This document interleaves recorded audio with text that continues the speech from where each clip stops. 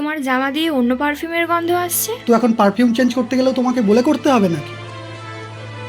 Perfume আগে যেটা ছিল সেটাই তো রয়েছে। আমাকে মিথ্যে না বলে সত্যিটাই বলতে পারতে। তোমার তো এখন আর আমাকে ভালো লাগে না, কাছেও আসতে চাও না। আমি তো তোমার এখন বউ নই, কাজের লোক হয়ে বাড়িতে আছি। একদম ঠিক ধরেছিস। ভালো লাগার মতন আছে কিছু তোর মধ্যে? যখন বিয়ের আগে আমাকে দেখতে গিয়েছিলে তখন কি আমি এরকম মোটা ছিলাম? একবারও ভেবে দেখেছো যে কেন এরকম আমি মোটা হয়ে গেছি? এই বাড়িতে এসে গান্ডে পিন্ডে গিলে তাই মোটা হয়েছিস? সারাদিন খাবি ঘুমাবি তো মোটা হবি না? ও, আমি খেয়ে খেয়ে মোটা হয়ে গেছি?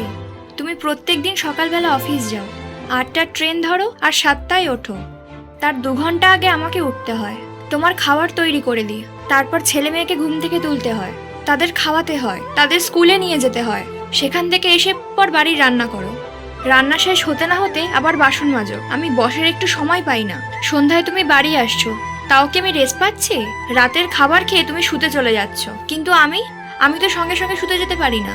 আমি সব কাজ করার পর শেষে খাই, তারপর সব গুছিয়ে তাই শুতে যাই। তো যাকে তোমার এখন ভালো লেগেছে তাহলে তাকেই তুমি এখন নিয়ে আসো, সে সব কাজ করুক, তারপর দেখা যাবে তখন তোমার তাকে ভালো লাগে কিনা। তখন সেও কিন্তু আমার মতন নিজের শরীর ঠিক রাখতে পারবে না, তখন দেখবো সে তোমার অবহেলা পেয়ে কতদিন থাকে। কোনো মেয়েকে বিয়ে করে নিজের বাড়িতে এনে অপমান করাটা পুরুষত্ব নয়।